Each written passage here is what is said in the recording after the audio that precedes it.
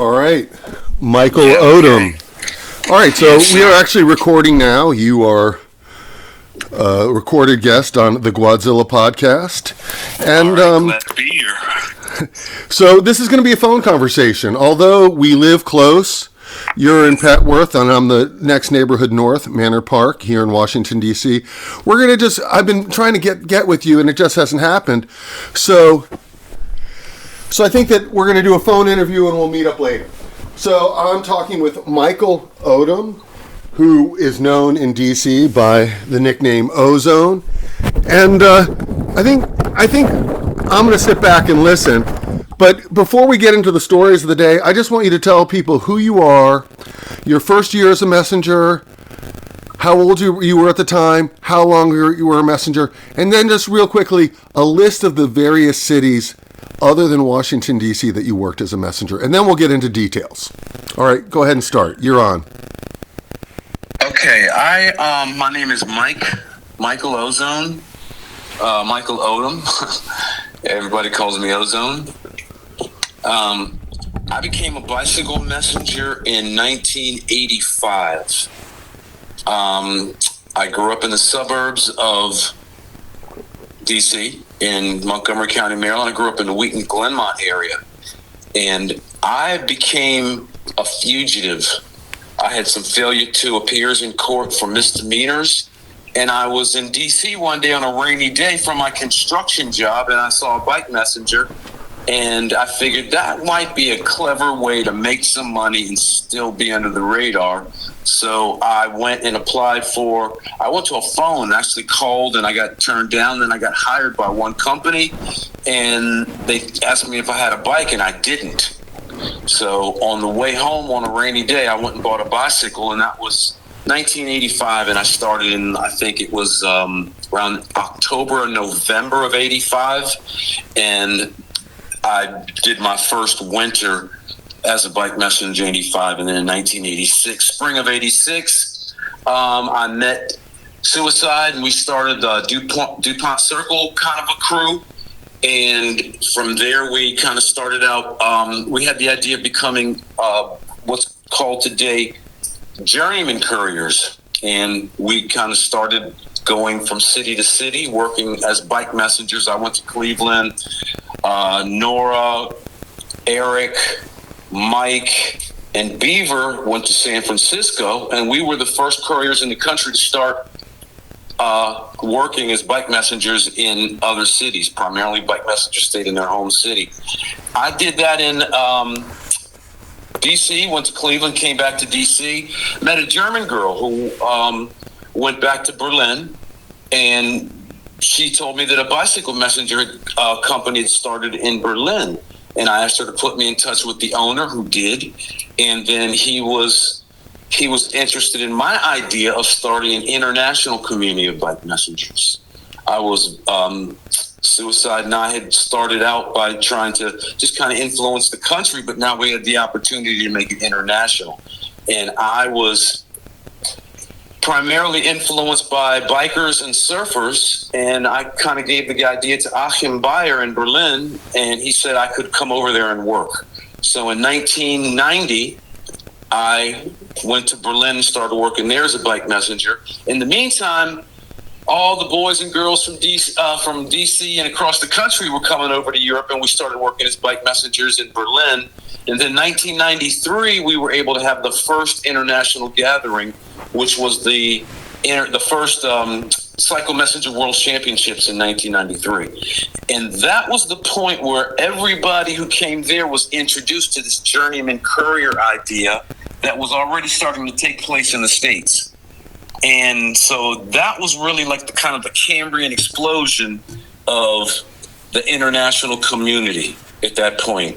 And I continued to work in Berlin for about 14 years. And then sometime at one point I went to work in Vienna, Austria for about 10 months. And yeah, those were my cities. I worked in DC, Cleveland, Berlin, and Vienna, Austria. That's amazing. And it's interesting that the duration was longer in Berlin than it was in Washington, D.C. Yeah, I worked for 5 years in DC and about 14 in Berlin.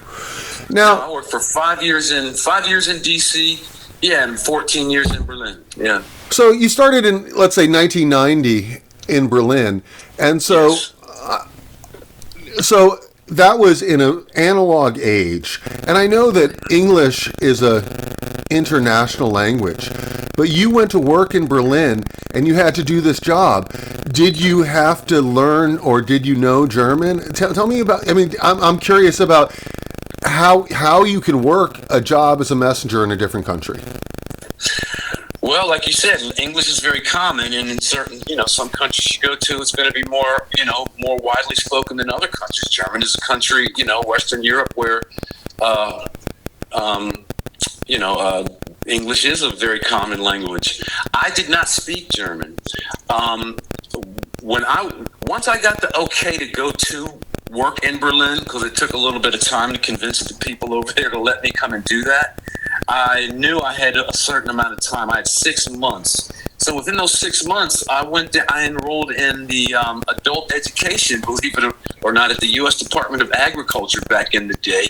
You could sign up for adult courses. I signed up for a beginner's course in German, and I took I think about a 6-week crash course in German before I went there, which didn't help much when I got there, because once I landed, I was just like, yeah, I didn't, what you learn in the classroom is different from when you actually, land in that country. So yeah, I had to learn, and it was funny because when I first got there, I was kind of intimidated. I had never been outside the country, so I was living actually just a couple of blocks from the bike messenger company I was supposed to start working for, and I was intimidated, and I was walking around, and I was afraid to ride. I was just a little bit, afraid to start, and then I actually introduced myself, and that day he made me go out with one of his riders, kind of put me on the spot, and he says, I'm going to send you out with my best rider. I'm like, no, give me a couple of weeks to learn the city. He said, no, you're wasting time. I want you to go out with our top guy right now. And he sent me out. And so while we're out, that guy, he was very competitive. He kept trying to drop me, but he didn't know I was a DC, an American bike messenger and amateur racer, but he couldn't drop me. So he ended up crashing, and he gave me his radio and about 8 deliveries, I had to go out and do on my 4th day in Berlin. So on my 4th day, there I was alone with a radio, 8 deliveries to do, and the dispatchers could speak enough English to get me to complete that manifest of 8 deliveries that day. I went back the next day, did 14 deliveries, and so yeah, there was a considerable amount of English spoken to me on the radio until I eventually learned German, which I did. Now this again is another non-messenger specific question. So you had the company that you knew you would get a job with. Did you have a man on the ground? Did you have a friend in Berlin? Like, what was your housing situation? Because it's so hard for someone to move to a new town. And a lot of times, like you said, you created this journeyman courier community. And I know that later on people could know they could, post up at another courier's house to settle in, or there were group houses, they could find a room, whatever. Cool people housed cool people. But in that moment, 1990, how did you find housing in Berlin? Well, my girlfriend, who I had at the time, who I met in DC, she was my girlfriend for, I guess, a few months. So she was fully aware of the DuPont Circle scene. She knew a lot of the couriers. She knew everybody. Back then, she knew what we were doing. She knew we were spreading out all over the country. She knew we were kind of a group where we looked out for each other. And so when she went back to Berlin, we stayed in contact. We were still kind of long distance boyfriend girlfriend, and I was intending to go over there and visit her anyway. Okay, but in the meantime, she calls me and said, "Hey, I think I saw a bike messenger," and I was like, "Oh, really?" And then she's like, I did see a bike messenger. And so I went over there to become the bike messenger. And, she was excited for me because she knew what I was trying to do in the States. And now I had an opportunity to do that internationally. So that's where my support system came in from her, my, at the time, girlfriend. So I moved from DC to Berlin, to an apartment right downtown. And like I said, it was just a few blocks away from the bike messenger company. So I started like on my fourth day. So yeah, I was going to work every day as a bike messenger and coming home to an apartment and just kind of, just try to keep that consistency because, like in the States, you have to be on those streets for 1 year before you can actually prove yourself, you know what I mean, or consider yourself mission accomplished. So yeah, I knew I had to survive out there for that 1 year. So I did have a pretty decent support system when I went over there. And then after I got there, that's how we continued that culture because some DC guys came over and they were sleeping in my apartment, and we just kind of put each other up internationally, just like we were doing on the national scene. Okay, so just to so we can stay in the same era. So what was the bike you showed up on day one, and what is like the evolution of your bikes? I know a lot of people started, let's say, on a mountain bike and moved to a fixed gear. But did you start on a beater and move to a high-end road bike, or did you have a two bike? Did you have like a bike for play and a bike for work? What sort of bikes were you riding? Well, eventually, I had a bunch of bikes, but in the very beginning, like I said, I got hired by a old company called Falcon Express in DC down on K Street. And when they said, it was a rainy day, and they're like, do you have a bike? And I'm like, sure, I got a bike. Well, can you start tomorrow? And I'm like, sure, I can start tomorrow. So, I had been downtown with my mom because it was a rainy day, and my father had passed away some time before. So we were downtown on a rainy day. She was taking care of some paperwork from him at the VA and things like that. So it was while I was sitting in the car waiting for Mom, I'm watching these bike messengers kind of go down the street, and that's when I was kind of just made that decision. So on the way home that day, I stopped in University Bikes up in Silver Spring, I think it's called back then, and I bought a Schwinn mountain bike. And so I started out that next day riding a Schwinn mountain bike, no toe clips, flat pedals, pretty clueless. First bike I had probably in about 10, 15 years, I was probably about 26, 27. And hadn't been in hadn't had a bike since I was probably 15. And yeah, so I started on that, started learning the hard way, beating it up in the city, learning about truing rims and, cables and all this kind of stuff. And then toe clips, then eventually got on a road bike, and I got a Nishiki. Before you went to the road bike, did you go through a customization of the bike? I think a lot of guys would narrow their handlebars and they would go from the knobby to a slick tire. Did you go through that, or did you just jump to the road bike? From what I can remember, I'm sure I did something. I'm sure I did some adaptations that I needed, some other adaptations that I probably was influenced by other people or, copied other people or something. But yeah, I'm sure I did. I'm sure I had some slick tires or some things like that. I'm sure I had a rack on there. Can't remember that bike too much. I remember it got trashed one night outside of a strip club, and then I was forced to buy the Nishiki, so then I went to the Nishiki, and then I learned, gradually more about road bikes, and then, got a better road bike. But back then we were all riding steel frames. That's when the Cannondales were coming out. I consider myself to be a second generation courier. The first generation couriers that were on the streets before me, the veterans and those guys, they were all riding Cannondales. A lot of them were riding Cannondales and Kleins. That's when those beer can aluminum frames were coming out. And I remember I was somewhat of a holdout, and eventually I did switch over and get a Cannondale. At some point I had a Cannondale. I had a Cannondale 3.0 with the cantilever dropouts that I used for racing. I had a mountain bike that was not a Cannondale. No, I had, I think, about 3 Cannondale road bikes at one time. And then eventually I went to the carbon thing. I had a carbon bike before. I took a carbon bike with me to Berlin. And said, we had spoken before I hit record, and I had asked you about racing, and I think that Cannondale might have been the bike of NCVC for a while. Did you ever have an NCVC when you raced for NCVC? Did you ever have an NCVC Cannondale? I didn't have one of theirs, but I did have a green Cannondale 3.0 with the cantilever dropouts. That was my racing bike, because I think I had one or two others that I just used for for courier work.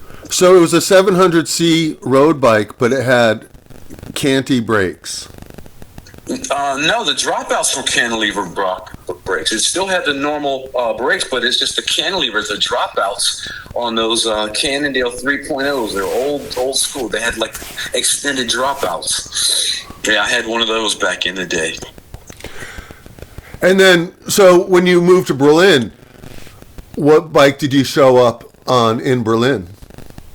I had a Specialized Alez. Those were one of the first carbon bikes that came out. I had one of those because actually, I was racing that as well. Eventually got one of those, and I was racing that, and that was the bike I took to Berlin, and that got stolen when I got there, and then I went back to just buying, steel frames. I think I bought a Pinarello and then a Serato, something like that. Yeah, so I went back to riding just like steel frames for courier work in Europe.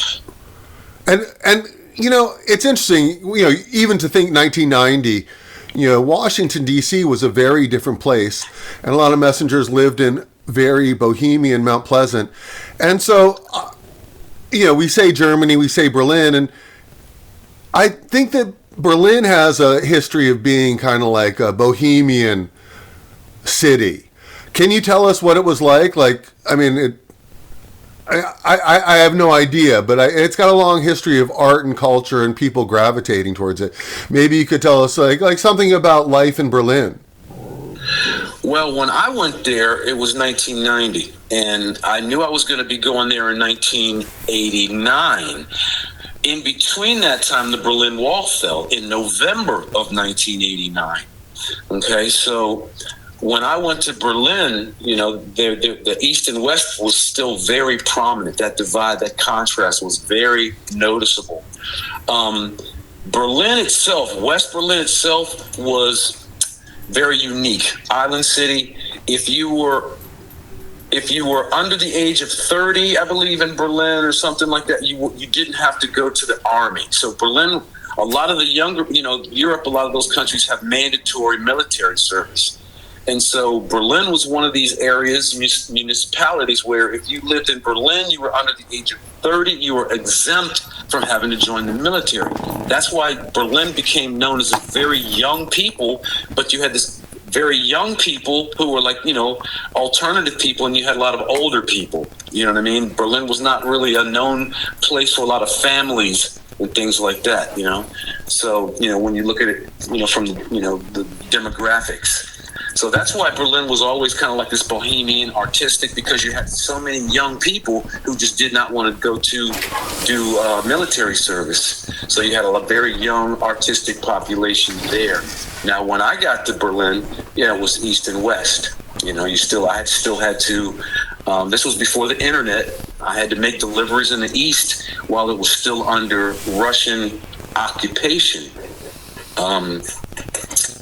Communist occupation. I had to go to the checkpoints, Checkpoint Charlie, pay 5 German marks to get a day visa to go over there to make my deliveries. And I used to make deliveries in a lot of these East Russian buildings over there, where it was just like out of it was just like a different world, So it was a big contrast between West Berlin and East Berlin. When I go over to East Berlin, nobody wanted anything to do with me because nobody would talk to me. They were all discouraged from making friends with foreigners.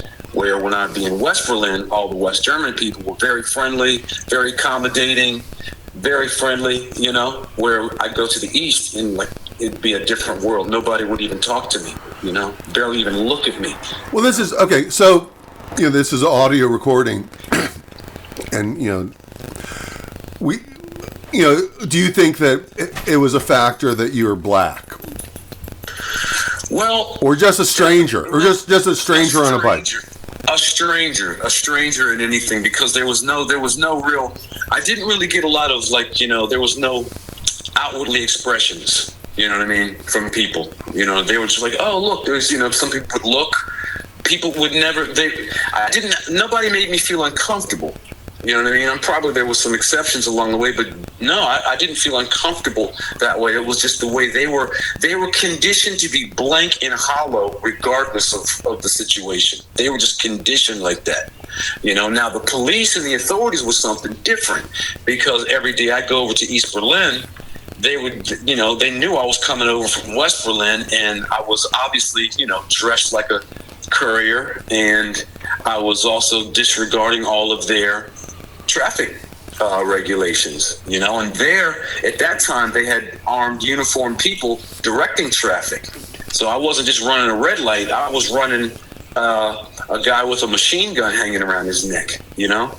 And that was a, you know, a big difference there. That's where the hatred came in. When I would make deliveries to these buildings, they would just take my backpack, go through everything, make me sit in rooms and wait a long time. They would take my radio and monitor the radio frequency that, you know, that from the courier company. So it was pretty interesting, you know. And so I'm very glad to have lived that. But every day that I went over there to make deliveries in East Berlin, there was no guarantee I was coming back.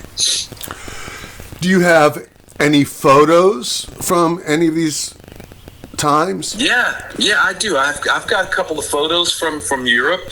So, especially I've got photos from me with the Russian guards on Alexanderplatz. If you could share some of these photos with me, I can run a slideshow and I can B-roll that so people can see some of these images of you on through the years. I'll probably go on Facebook and I'll just borrow, and I won't know who to photo credit, you know, but any photos of you in group shots. And right, sure.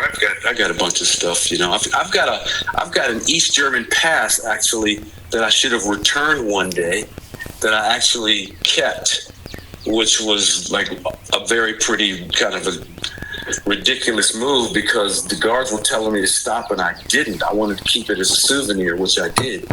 And then when I got back to the West Berlin and I was telling people I kept my day visa, you know, you could have heard a pin drop. You know what I mean? Like, you don't want to do that. Those guys will shoot you for that. You know?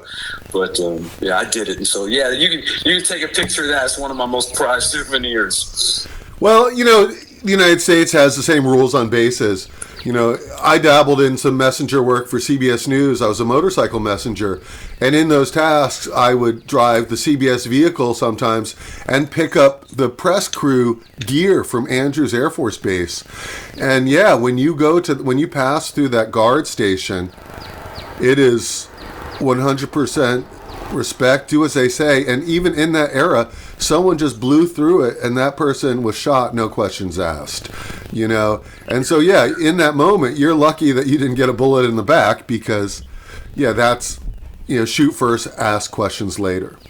That's exactly how they were too, because a number of people had gotten shot just like trying to cross that no man's zone, you know. And I was one of those people that did it on a bicycle while they were screaming at me to stop, you know. And but yeah, I kept that.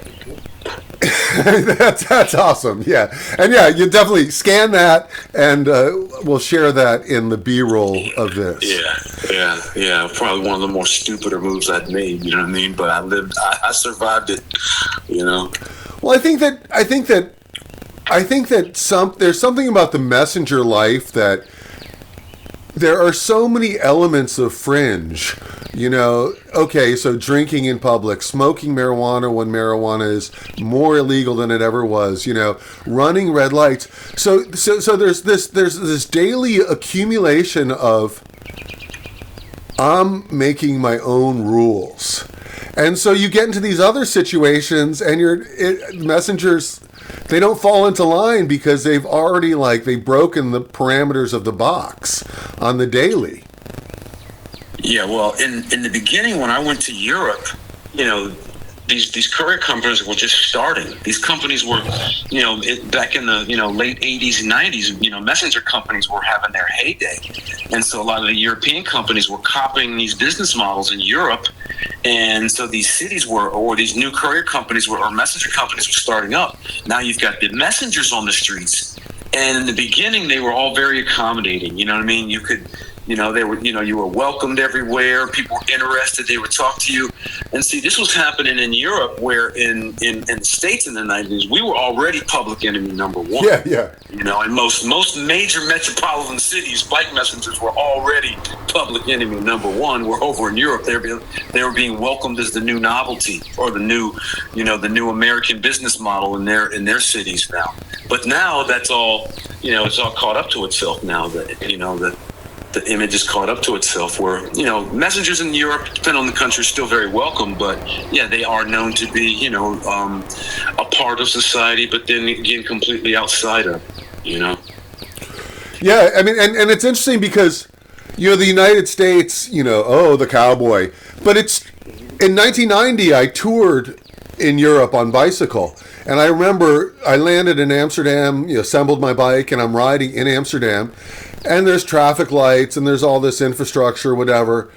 And I run a red light. And as I'm running the red light, a pedestrian in their Dutch accent with perfect English says, "It's a red light, you need to stop." And I was like, in the U.S., we have right turn on red. And he says, "You are not in the U.S." And it was profound to me. And I was like, oh yeah, I'm a stranger in a strange camp. And, you go to Nova Scotia and, punk rock kids don't jaywalk. Nobody jaywalks, because when the pedestrian steps onto the road, when it's their turn is respected. So the pedestrian also respects the car's turn. Here, people cross the street and make cars stop when they're walking. There's a different tone to Europe across the board than the United States. Yeah, different riding style. You know what I mean? I mean, over in Europe, there's bike lanes. People don't run red lights. People stop at red lights. You know what I mean? But, and the pedestrians all follow the rules. But that's their culture. In America's, it's a free-for-all. When it comes to that, we just, in America, so much is allowed that just everything's just abused in a way, where, a lot of the European countries that I've been to, they just seem to follow the mandate state, and they don't really have all the problems that we have, because I think they just realize if everybody kind of does the same thing, it's just better that way. I mean, I've always done what I wanted to do, but then when I was in Europe, I kind of just toned it down a little bit. Yes, of course. Like I said, a stranger to a strange camp, we need to adapt, just as any of the journeymen, when they move to a new city, would have to, assimilate. Yeah, exactly. And that's the part, you assimilate enough where it doesn't slow you down too much, where you can still, get your work done. But yeah, that's, and that's the part of, like the journeyman courier experience. That's what it's all about, really, just to give us all that opportunity to go and see the world on the cheap. You got to be willing to be a little bit gypsy style about it, but it gives you the opportunity to see parts of the world that you never thought you'd see. It gives you an opportunity actually to go there and work for a living and pull your own weight. You know what I mean? So you combine those, and that's your ticket to see the world. And so when you were in that 14-year span, did you do much traveling in Europe? Did you fly back to the States? Did you travel for races, alley cats, or bike races? Well, I didn't come back to the States. I had warrants for my arrest in the States, so that's why I became a bike messenger. So I was just basically using the bicycle messenger industry to kind of just to kind of outmaneuver the cops. You know what I mean? I was kind of, taking advantage of the, the system. I was working under a fake name and social security number, what have you, but, when I was in Europe, I did travel a lot in Europe. I traveled to, Greece, all the obvious places, Spain, Greece, England, Czech Republic. And this was during the 90s. A lot of people were moving around a lot in the 90s. Europe was very interesting. Berlin was very interesting in the 90s. So I did travel a bit through Europe. I haven't been to Asia, or I haven't been to the Southern Hemisphere, but just continental Europe. I've been all across the States. I hitchhiked across the country when I was 17. Well, not all the way across the country. I chickened out in Texas. But, yeah, so I'm well-traveled at a young age. And so, yeah, when in Europe, I was always on the move in Europe, continental Europe. That's fantastic. And so you spent 14 years in Berlin, and then you came back to the States. Now, what made you think you were able to, do, is it, some sort of statute of limitations, time had passed, or did you clear things up, or you thought maybe you could just exist under the radar in the States again? Well, kind of a lot of things came together. I'd been in Europe for about 14 years, 15 years. I've been a bike messenger, played in rock bands and stuff like that. And so it was just a time where I wanted to kind of get off the streets and get into a more traditional job or something like that, you could say. And I realized I just couldn't get that opportunity in Europe. Okay, for me as an American, foreigner, sure, I can come over there, work possibly as an independent contractor, work in some cafes, some bars, some bike messenger work, stuff like that. But as actually moving, being upwardly mobile, that's easier for me in the States. And so it was plus I was at the age too where I was kind of tired of being on the streets, tired of playing in rock bands. As far as the statutes of limitations had gone, those had worn out for a few years, but that was kind of less important for me.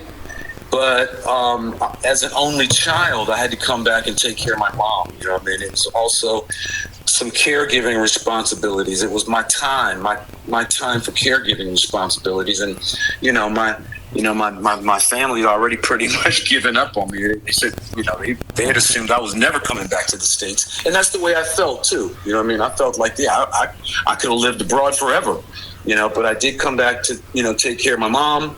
And while I'm back here, in the States, I actually realized that, I can live in the States. It's not, for me, I'm not going to say it's the greatest place on the planet, but I can appreciate America a lot more having lived abroad, So, I'm comfortable here. I'm glad I'm back in D.C., it's where I started out at. When I left, I had promised myself I was never coming back here until I was 60 years old. You know what I mean? It was kind of a little bit trauma, a little trauma in there, but I was like, man, I'm not fucking going back there till I'm 60, till I've, lived my life, so to speak. And I moved back when I was 64. So I'm back 4 years late, but I'm back, and I'm glad I'm back. Well, so this is an audio interview, and the cadence and energy to your voice, I feel like I'm talking to a 19-year-old man. Yeah. And I've seen your photos, and you've aged well, And thank you. Yeah, French cigarettes, German beer, Peruvian cocaine every single night. Now, so okay, let's back up, and we can talk about many things many times. So you said you played in rock bands, and so you were a messenger in 1985, and did you play music then? And if so, what bands were you in, and where would you have played? Oh no, I never really played any bands here in the States. I just kind of grew up, with the guitar and did some little singer-songwriter stuff. I could play the guitar, play some power chords and stuff like that, but never really played in bands. I was a big rock fan, I knew a lot about rock trivia. I was, 100% full-blooded rock and roller growing up, So once I got over to Europe, I met some guys. We were all kind of dressing the same, that Hollywood sleaze rock look, And I noticed these guys, and they were like, "Yeah, man, we're looking for a singer for our band." I'm like, "Yeah, I can give it a go." So we started out as a little bar band, and then, we had that band for about a year and a half, and then I got invited to audition for a professional band, and I got hired in that band, and then that led to about a 5-year stint in a band, and then from that point I started another band, took that one for 9 years. So I would say 9 years professional musicianship, and then just a couple of years dabbling around. But no, I just did that over there in Europe. And that was all singing, and those bands played covers or originals? We were original band, we played original music, but with our live shows, we'd always throw in a cover or two. What bands would you guys cover? What songs? I think we covered Tush from ZZ Top. We covered one band. We covered "Let Me Stand Next to Your Fire" from Hendrix. What else? We did covered "Homeboy" from Iggy Pop. Was one cover we did. We covered "Civil War" from Guns N' Roses. We covered. I think Iggy Pop and David Bowie lived in Berlin for a minute. Yeah, they did. In fact, I lived in the Schöneberg neighborhood, and David Bowie, his apartment was like right around the corner from, pretty much around the corner from where I lived in. One of my dear friends over there in Europe was a big Bowie fan. So when him and I would be out partying, drinking, walking around with our beers, we'd always sit on the steps of Bowie's old apartment and just have a beer, hit the joint, just out of, just for him to reminisce about his hero, David Bowie. But yeah, I know exactly where David Bowie used to live. I used to sit on the steps and party of his building, Yeah, I mean, people still are migrating to Berlin it's weird because of a certain freedom. I know people, a guy worked at CBS. He was a messenger as well. He's been over there for years, and he's always telling me that I would love it. Yeah, Berlin's a very, very interesting city. I mean, it always has been. And, when the wall went down in the 90s, that's when it was really crazy. I mean, in the beginning, I think when the wall went down, there was estimated 4.4 million people. By the mid-90s, nobody knew. They estimated between 7.5 and 8 million people were in the city. I mean, it was impossible to get an apartment, really. I mean, you could not find an apartment. If you went to look at an apartment, you had, 100 other people standing right there with you looking at the same apartment. It was pretty crazy, but it was very interesting in Berlin for those 10 years. I think it took 10 years for that dust to kind of settle. And then, things kind of started changing a little bit. But, yeah, it's still a fantastic city. I'm surprised how many people are still going there and how little it's changed as far as the nightlife goes,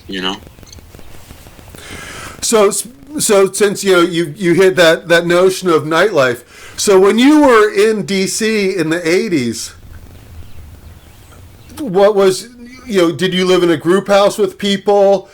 Did you work a second job? Were you a doorman at the Insect Club?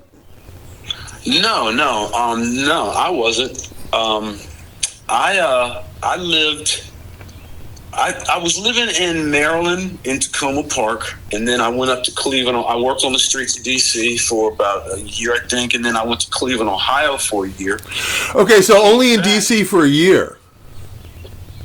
Yeah, I was a bike messenger I started in D.C. in 85, went through that winter. I met Suicide in the spring of 86. Him and I said, the first day me and Suicide met, we knew what we were going to do. So I think it was around 1987, I went to Cleveland, Ohio, and worked there for a year and came back in 88. I lived in Ohio. I lived in Cleveland for, I think, 14 months. I worked on the streets of Cleveland and then came back to D.C. And when I came back to D.C., I moved into a small room at 13th and Q. In 1988, I came back to D.C. from Cleveland. And so I moved in 13th and Q. Back that time, it was, D.C. was the murder capital, and that area was the murder district. So it was very interesting, Yeah, I think it's hard for people who are in D.C. now to understand that, coroners could have, multiple men dressed in the uniform of the day, maybe North Face jackets, selling crack. And it could be a mom carrying her baby looking to earn a quick buck to buy crack. I mean, 13th and Q, and keep going on up into the hill in all of Columbia Heights, and that was a residential neighborhood. It was hard and it was wild, and if you rode your bike down the wrong street, somebody might just step out in front of you, grab your handlebars, and try and grab your bike. Oh, definitely. There was a lot of stories, a lot of stories of people getting shot with pellet guns and stuff like that. People throwing doors at them. There was no infrastructure. Okay, there was no infrastructure, and all of a sudden, you've got this really, you've got a whole lot of people on bikes, and if you were a bike messenger, people would. It was either, they liked you or they didn't like you, back then people were a lot more inclined to kind of be more aggressive towards cyclists less so now, because you've got infrastructure. People know that, they're going to be held accountable. But back then, it was war. There was no infrastructure. Well, I think it's sort of like this. So I walk a dog, and either my dog poops in the woods off trail away from people, or it poops and I pick up his poop. So let's just say I pick up my dog's poop. It only takes one dog owner to put enough poop in the radius of where they live to ruin it for all the dog owners. And so, like, messengers, most of them, even if they're breaking the law, it's not so offensive or egregious, but you get one guy slinging a U-lock around, breaking windshields and running over Granny on the sidewalk, and then there's like a stigma that all messengers are the villain, when there might have been a few villains who were villainous every other day or every day. In some cases they were pushed and they were just pushing back. Other times they were out of line. But every messenger gets the reputation of the bad messenger.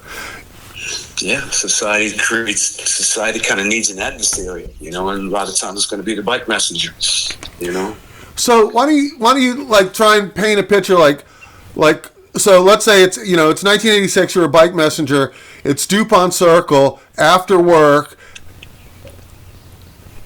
Give a picture of the vibe. Now, what's interesting is marijuana and drinking in public are illegal, but how many messengers could be in the park?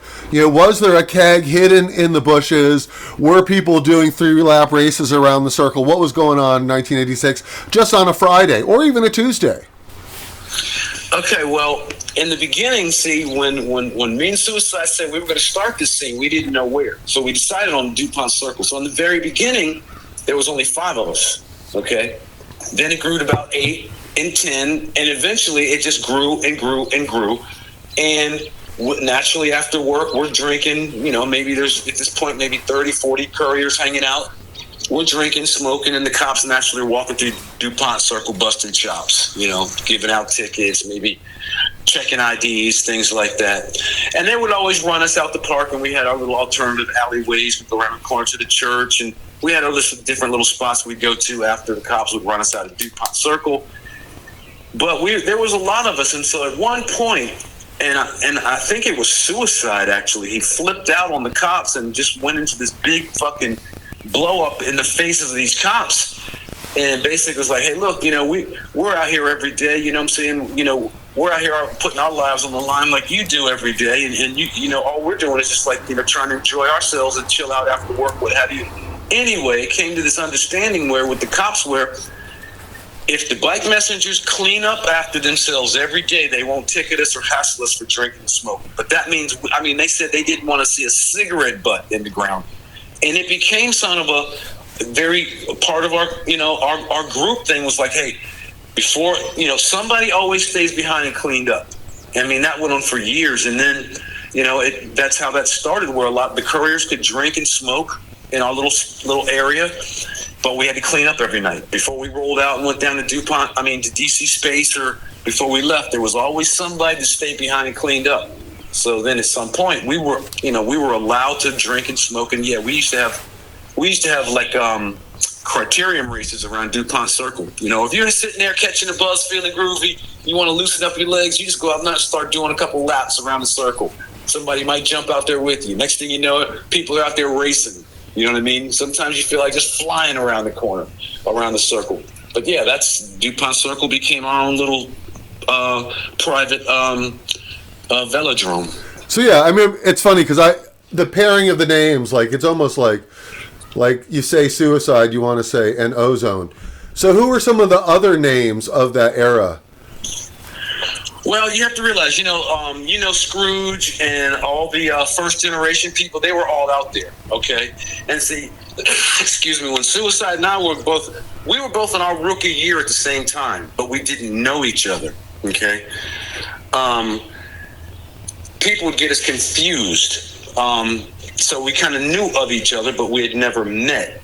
And then there was a lot of first generation couriers out there. Scrooge, Rap. There's a whole bunch of them. I can't really think of a lot of their names right now. But when Suicide and I came together, there was just a few of us, actually. Me, Suicide, Miriam, we used to call her Baby Doll, Tony, Howard. It was basically the messengers from IGE on 14th Street, and then the messengers from Quick Messenger Service that were, I think they were down on G Street, I believe. And those were the two companies that came together because DC was very cliquish back then. The companies hung together, and people really didn't hang out much. So once we decided on getting DuPont Circle the spot, that's how it all came together. And it was me and Suicide, the Twins, Beach. There was a whole bunch of us out there, that came in, and then and this was all pre-internet. And we had this, we were getting in contact with people, tourists. We would meet tourists and say, "What city are you from?" And we say, "Hey, when you go back there, you see the bike messengers, tell them the DC bike messenger said this or that." So that's how we would relay messages around the country. So we were already having our own little communication system going on. And this is just kind of crazy stuff that me and Suicide were thinking up, as we were going along, because we knew we wanted to set up this national underground of bike messengers, So it was like our mission was just to go out and recruit anybody we could and turn them into outlaw bike messengers.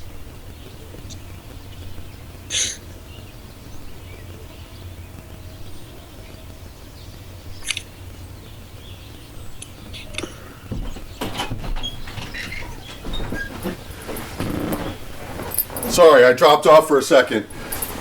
I had to take a quick piss break. No problem. So yeah, it sounds like an epic time. So you mentioned DC Space. A man died last week, an older man, but he was the owner of the bar in Adams Morgan, Chief Ike's and Chaos. And his name was Big Al, but I think he was associated with DC Space. Mm-hmm. But so DC Space, a lot of people don't know, but DC in the 80s and 90s was a lot more gritty, a lot less polished, not quite as highbrow. The 930 Club was at 930 F Street, and 2 blocks away at 7th and F was DC Space, and in between is parking lots and peep shows, these video stores that had, people have no idea. I wish I had taken photos of it, Yeah, it was a very strange environment. A lot of people hanging out in the little park areas, man, all riffraff everywhere, Yeah, riffraff everywhere, prostitutes everywhere. Yeah. But boarded up buildings. It's amazing to think of, like, in that era, there were probably 3 Sunny Surplus stores in DC, but that's like major square footage to a store selling stuff for next to nothing. Yeah. But never, like, the register's not ringing. Like you're like, how could there be real estate? It was probably a free for all. No one foresaw, the rebuild that all the cities have gone through. Yeah, exactly. I mean, the neighborhood that I used to live in, it's completely changed. Downtown DC's completely changed. Before, DC at night, especially DC, DC would be a ghost town at night after 6 o'clock, and everybody would haul ass back to the suburbs. It'd be a ghost town, but now now everybody's living downtown all the time, So that's the big difference right there. I mean, you don't have that little ghost town effect where the city's empty at night. Yeah, I think the European concepts of walkability. I think a lot of people want to live close to work, live close to their life. There's gyms or whatever. Everything a person needs is walkable. Movie theater, grocery store. Yeah, exactly. I mean, it's different, big different. Big difference in where people are living. Coming back to the cities and stuff like that. I like it. But then again, I have no problems living in the country. If I had a job out in the country that didn't, that I could get to every day, I would not mind living in the country. But maybe now at this point in life, I probably probably there's no way I would have said that, when I was in my 20s or 30s. But now I kind of I like the idea of living in the country, But I like the city as well, Yeah, I think DC, has a small town vibe, and I think we're close to, the outskirts. We touch on, nature. We're not far from the beach. We're not far from a small mountain. You get a taste of those things. If you want to cross-country ski, you could go to Whitegrass in Canaan Valley, West Virginia. You can mountain bike within an hour here. You can road bike straight out your door. Oh, yeah. I used to ride to Sugarloaf Mountain and back all the time. We used to go out there, Sugarloaf, all the time. And I grew up going skiing up in Pennsylvania and stuff like that. And, grew up going to the Shenandoah, Smoky Mountains, definitely, So you said you raced road bikes, and who were some other, you raced, did you get into racing with other messengers, like road racing proper? Yeah, well, at first, I started, once I got on the road bike and started riding and stuff like that, we're all kind of just blasting around. I guess some people felt that, man, you should, actually it was Kingfish. Kingfish told me Kingfish was the one that introduced me to road biking, He'd seen me in the park, and he used to ride his big yellow Cannondale, I think, mountain bike, and he came back in the park with this Pinarello, and he said, "Here, take it around the circle a couple of times," and I rode it, and that was my first introduction to road bikes, and I've been addicted to speed ever since. But so that was the moment where I got into road biking, and somebody invited me to go on a Century ride in Virginia, and we had been up all night. I think we had dropped some acid or what have you, and I did this Century ride in like 6 hours or 6.5 hours. It was pretty hilly, and it was a great time for a Century ride. And then eventually people started just kind of like, saying, "Hey man, just think about this, think about that," and I started getting into it more and more and more. And then there were some couriers that raced, a couple of these guys, and gonna go out riding with them on some training rides, and then I learned, more about racing from them. And I've always been one of these people where if I get into something, I really get into it.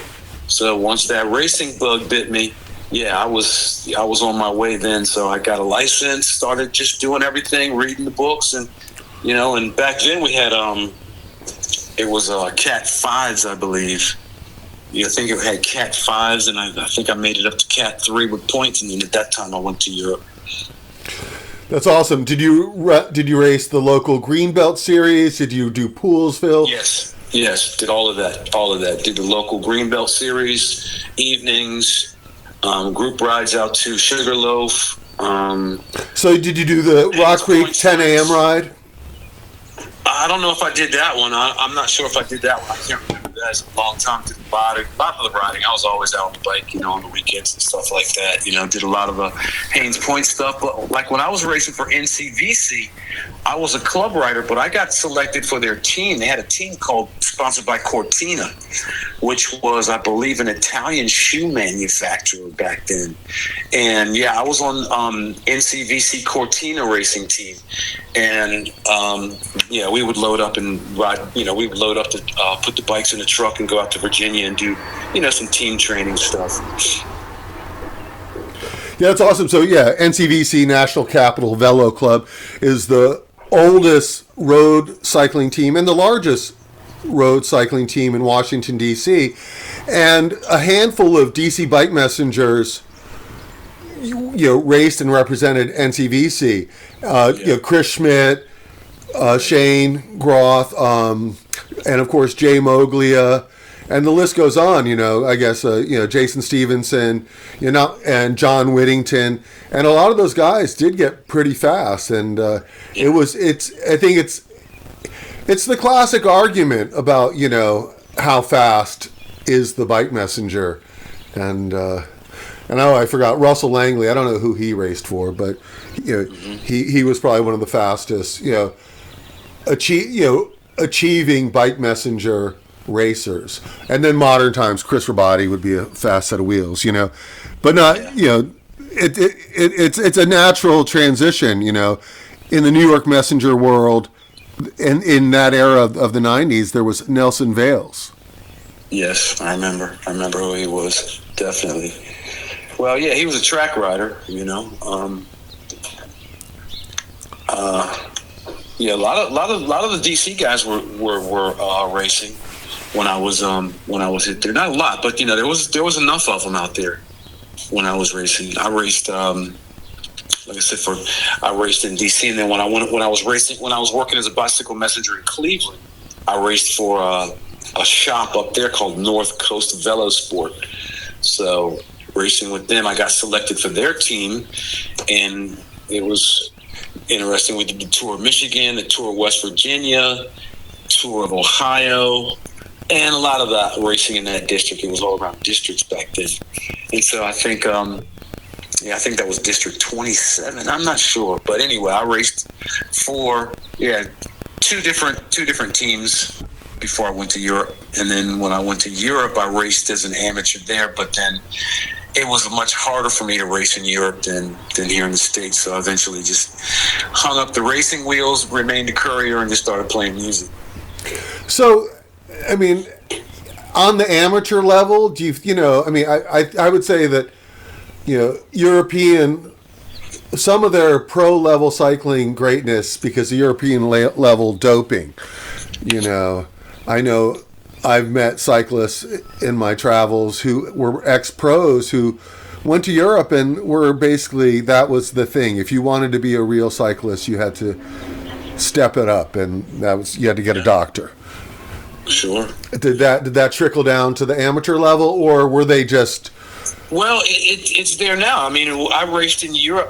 When I raced in Europe, I raced in Berlin, just doing some local criteriums because you just have a lot of criterium racing. So we would just go out and just do, you could race in the morning in one section of the city and do another criterium that afternoon in another part of the city. So we were basically just doing criteriums around Berlin, even though I did race, or I tried to race when I lived in Austria. I lived in Salzburg for a summer, and I tried to race there, and that didn't go so great, racing in the mountains. But I did do some good races there. But so I really didn't do a whole hell of a lot of serious racing in Europe. But when I came back to the States, I moved from Berlin to Florida. Okay, so I was living in Tampa, Florida for the last 20 years. And when I came back to Florida, I started racing again. That's where I saw the doping on the amateur level. I started racing masters when I came back to Florida. And I was no slouch. I was out there doing my training, get back, go out, sit on the bike for 100 miles and come back in after 4.5 hours and do my intervals. I was doing everything right, and I jumped in this 51-mile road race down in Florida with the Masters guys my age, and I lasted all of but 12 miles, and I was like, what the heck? And then I'm looking at these cats, and then I realized, oh, no, these cats are all doped up, you know what I mean? So then I went out and did the same thing, went out, shopped around, found a doctor, and, started shooting up testosterone. Next thing you know, I'm getting I'm in the top 20, keep it going. Next thing you know, I'm getting in the top 10s, but there's no way I'd have made it in the top 10 if I wasn't doping. And that's here in the States, down in Florida, racing masters, That's interesting. I didn't expect to hear that, Yeah, it's there. Definitely. Most of the messengers, when they talk about doping, it's similar to mountain biking. It's a safety check. It may be smoking weed. No, these guys are going to doctors. They're getting, these guys are injecting testosterone. These guys are doing, intramuscular injections. I was, because I tried everything. I tried everything. Caffeine, tablets. I had some pellets inserted, and then eventually, because I was always scared of needles, man. I was afraid of needles, man. No way I was going to use any needles, Needles in me were taboo, but then I realized, well, that is the science, that's the science of it all. So I was like, okay, I got over that fear. And then, I was doing the same thing. I was injecting testosterone for, my entire 15, 10, 8 years I did that, I just stopped racing. I just stopped racing 4 years ago, But you're still riding? Well, no. I moved to DC last September. How's your health? Like, are you healthy enough to ride? You're just not prioritizing it? Well, yes and no. I mean, I'm getting over an injury. I twisted my ankle, so I'm just kind of getting over that. You know what I mean? But no, I'm in good shape. No, definitely in good shape. I need to I've always ridden the bike. When I was in Florida, when I didn't ride, I rode the bike everywhere. I mean, I live on the bike as a commuter. You know what I mean? Don't race anymore, but I just ride my bike everywhere, to work, to the store. Down in Florida, the weather's much more accommodating to stay on the bike year round, basically. So since I've been here, I had to sell all my bikes to move here. So going into the winter, that was my thing. Get here, work, make it through that winter. So now, we're coming out of the winter. We're in March now. So yeah, now sometime here in the near future, I'm going to buy a bike, because I would like to go to Italy for the Cycle Messenger World Championships. I went in 23. I went to Japan in 2023. That was a blast. So I'm thinking about going there. So definitely getting a bike. In fact, today, after I get off the phone with you, my plan was to go to the fitness center and jump on the spinning bike, because I have not been riding. I love sitting on the spinning bike for hours at a time. So yeah, I'm getting ready to get back out there, get ready to get a bike, get back in shape, and, start living on the bike again. So, Ozone, let me tell you something. So I'm in a moment right now where I need to stop the recording device. I could stop it, do a transfer of data, and then we could pick up the conversation again. Or do you think this is good for now? Do you want to keep talking? I'm sorry, I hit the mute button. My bad. So what I'm saying here is I need to swap out this memory card. So yeah. Do you want to keep talking? I'll call you back in 5 minutes. Or okay. I gotta check some messages here, actually. Should I call you back in 15? Yeah, let's do that. Call me back in 15. Okay, call you back in 15. All right, bye. All right, so we are going to pause this. I want to just I think I might be able to record longer on the device, but rather than risking and not getting the information, I'm going to stop this and save the data. Yes, sir. Michael Odom. Hey. Hello, Ozone. Yeah. So we're back. I got myself a little snack here, and I put some fresh batteries into my audio recorder, and I'm ready to talk some more. One thing that I'm curious about is, just as we spoke about the evolution of the bike, what about the evolution of what's in the bag? Did you ride with a pump? Did you carry tools? Did you use a patch kit or a spare tube? Yeah, well, in the beginning, I'm not sure what kind of backpack I started out with, but the next upgrade was Eddie Bauer. Eddie Bauer backpacks were pretty popular at the time, and yes, I had a Zeffel Z4 pump sticking out of it, and believe it or not, that same Zeffel Z4 pump, I'm looking at it right now. Zeffel pumps were like, the best you could get back in the day, and they're still pretty quality. But yeah, so I started out with Eddie Bauer backpack. I like the backpacks. And yeah, I had the pump in the bag and the tools, the assortment of tools.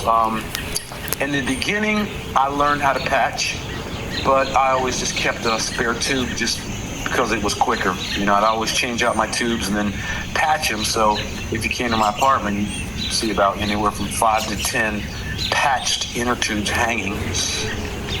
But yeah, I did that, and nowadays I just buy them and replace them and just throw them away. I don't really patch anything anymore. But eventually, The messenger bag evolved into this kind of the New York City style messenger bag with the one strap across the chest. I never liked those. I never cared for that. I like the weight to be distributed evenly down the center, and so I never really liked the messenger bags. And so when I went to Europe, eventually I did start using them in DC. Though I did start using them, but I didn't really care for them that much. But I did have to use them in Europe, and eventually I had to use the bags that were issued, the Ortlieb waterproof bags, and then eventually they came out with the double straps. So yeah, I like those Ortlieb waterproof bags, those big yellow bags. We used those in Europe. I didn't like them at first, but now I find them to be quite practical. And now I have a custom-made bag jack backpack made by Handmade Berlin Bag Jack. Berlin Handmade, and they're my sponsor. And the owner of the company, we were bike messengers together back in the 90s in Berlin. And he's got a successful Berlin bag company and accessory company. So yeah, I've watched the messenger bag go through its evolutionary period as well, and it just seems like now the single strap messenger bag is still the most popular bag out there. Yeah, I'm with you. I like the two straps. I think that the one strap, I carried weight in that type of bag, and I think it's better to distribute the weight more evenly. Yeah, I feel more comfortable like that because I notice whenever I use a single strap after a day or a couple of days of carrying heavy stuff, you can actually feel the imbalance starting to, that biomechanical imbalance starting to creep in on the body. So yeah, you don't want to. I just felt it was just something that needed to be, evened out, so I didn't have to correct that later on.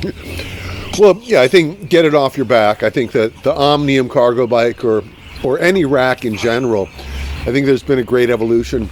Scrooge in the 2000s was, I think, maybe, I don't know if it was a Bullet, but it was that style of European cargo bike, and he was specializing in cargo delivery work. And I think he may have competed. What's that? He was one of the first ones to start doing that, Scrooge. He was one of the first ones to start doing that with the cargo bikes. Yeah. It's about specializing, being more useful. Yeah, now now it just seems like that's just the way to go now. You know what I mean? I'm not sure what the messenger scene's like here in DC, but it seems like now if you're going to be a bike messenger, now having a cargo bike and having some racks, things like that, you'd be better off than just like we were riding around with just road bikes and a backpack, because a lot of times I show up in places and it'd be like, nah, I was kind of a snob. We had so much work back in the day that if I showed up and it was like a box, like a shoe box, I'd be like, nah, I'm not taking that, call a car. Well, it's interesting. I did this photo series. I took photos of bicyclists and bike messengers, but not solely bike messengers. But I took photos of bike messengers, and I have 100 photos of bike messengers with a box on the handlebars. And I think the evolution into the correct tool for the job, having a front rack or even a cargo specific bike, makes so much more sense. Yeah, I would definitely. My next bike, I would like to have the front rack on. Yeah, there's that bike company called Omnium. They might even be German. I don't know.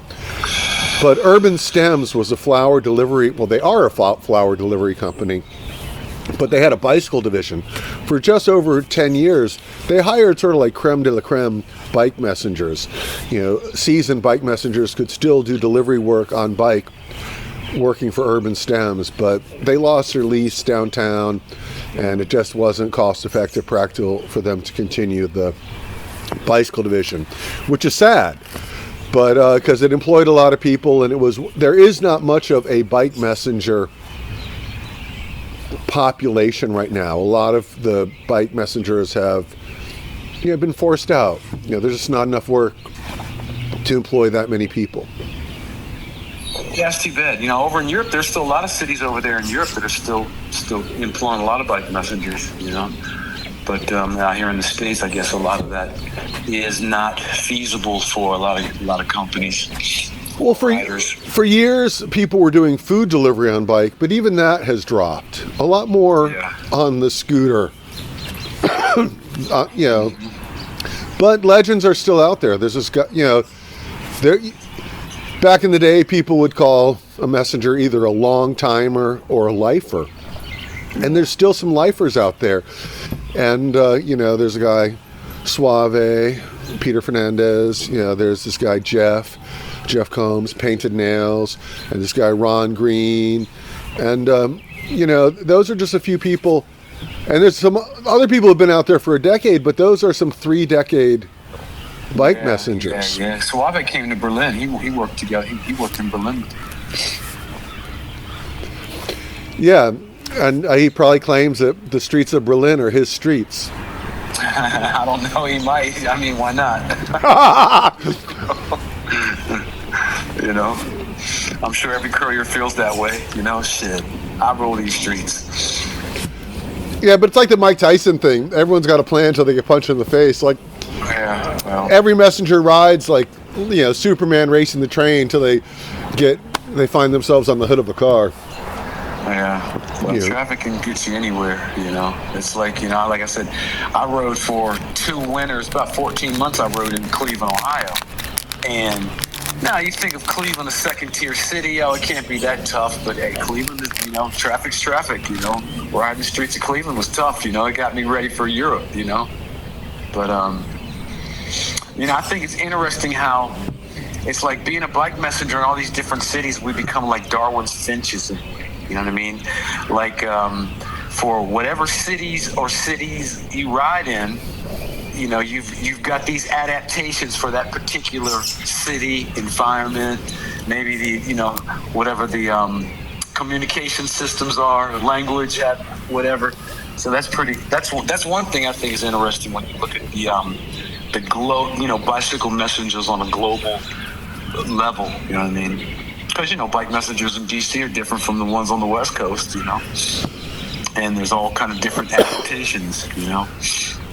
Yeah, so do you want to talk about like a day in the life of a bike messenger, especially in an analog time, like now, like with apps, it's very different. But maybe can you describe it? Like I always like try and paint the picture like people should think of like the show Taxi, but replace bike messengers for cab drivers. And well, yeah, in the beginning, like when I hit the streets in the 90s. Late 80s, we were still using the radios. There was no internet. Everything was analog. When you in DC, when we would go to work as messengers, you start out by on the phone. You know what I mean? Most companies will start you out on the phone. So you eventually get up to a radio. So if you had a radio, you were badass. Okay, you had proven yourself a little bit. Now you got a radio. And then it was whether you take your radio home every night. You know what I mean? But that was pretty much the technology. And everywhere you went in D.C. was also, you could actually go into these buildings. This was before 9/11, long before 9/11. So you could actually go up into wherever you, any floor you had to deliver to, you just went to the lobby and you more or less could just go up to that floor. And you had what they called courtesy phones. So if you deliver to an office, there would be a courtesy phone somewhere, maybe close to the reception desk or maybe in a little booth in a hallway or something. But so there was, that was how we communicated with radios. There was no infrastructure. There was no bike racks. So it was pretty, and there was really not a whole lot of cycling gear for inclement weather. So we were a lot of trial and error with, waterproof. What's waterproof? Finding out the hard way that what's advertised as waterproof ain't waterproof. Trying to figure out ways to stay wet and warm, trap the body heat in. So there was a lot of experimenting. There was a lot of information sharing, things like that.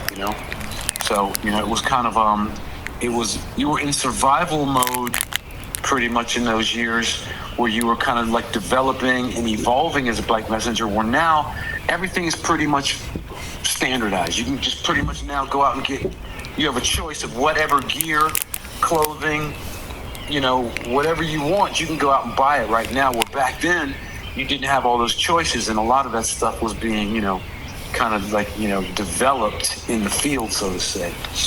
But when I went to Europe, things were a little bit different, and it was surprising because it was in Europe that I was introduced to the electronics, because some of the companies like T-Mobile, Management, E+, some of these technology companies, they were choosing logistic companies to try their new electronics out with. So when I went to Europe, I got introduced to, cell phones, pagers, and things like that.